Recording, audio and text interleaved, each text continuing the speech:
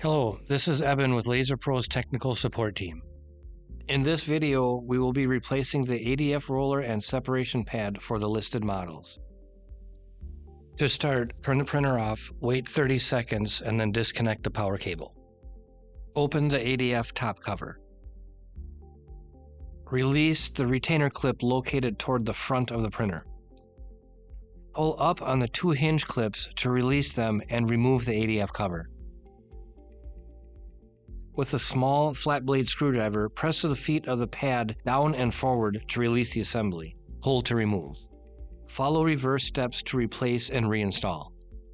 Thank you for watching our video. If you enjoyed our content, subscribe for more and visit our website for top-of-the-line imaging parts, helpful tips, and resources.